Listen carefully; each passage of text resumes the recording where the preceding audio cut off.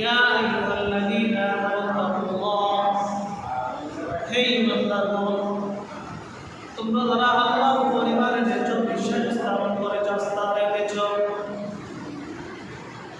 ইত্তাকুল্লাহ, আল্লাহকে ভয় করো, হাক্কা তুকাতিহি, ইমানদারের মতন যেভাবে ভয় করো আল্লাহ পাক রব্বুল আলামিন খুশি হন। ওয়ালা তামুতুন্না ইল্লা ওয়া আনতুম মুসলিমুন। এবং আল্লাহ পাক রব্বুল আলামিন বলছেন, তোমরা মুসলমান না হয়ে মৃত্যুবরণ করিও না। তো আল্লাহ পাক রব্বুল আলামিন মুমিন মুত্তাকি পরহেজগার যারা তাদেরকে সকল পরীক্ষা করে, ভয়ের মধ্যে দিয়ে, অতির মধ্যে দিয়ে, অসুস্থতার মধ্যে দিয়ে, মৃত্যুর মধ্যে দিয়ে আল্লাহ কি করেন? মানুষকে পরীক্ষা করে। এগুলো আল্লাহ তাআলার পরীক্ষা।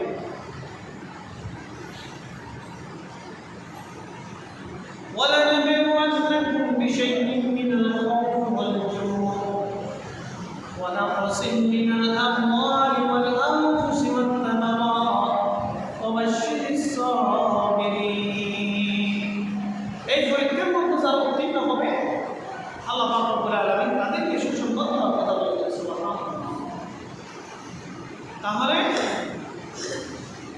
ঈমানদার মুত্তাকি যারা, তাদের অন্তরের মধ্যে মিনাল খাউফি ওয়াল রিজা, ভয় এবং আশা, ভয় এবং আশা, এই দুইটা নিয়ে মানুষ জীবন যাপন করবে, জীবন পরিচালনা করবে।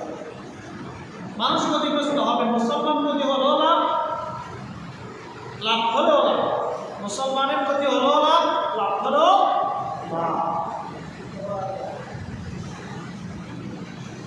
এগুলো আল্লাহ তাআলার পক্ষ থেকে, আল্লাহর পক্ষ থেকে যেগুলো আসবে সেগুলো ক্ষতি হলো ফায়দা, এবং অসুবিধা হলো লাভ হলো ফায়দা আছে। এগুলোর মধ্যে আল্লাহ কি রেখেছেন?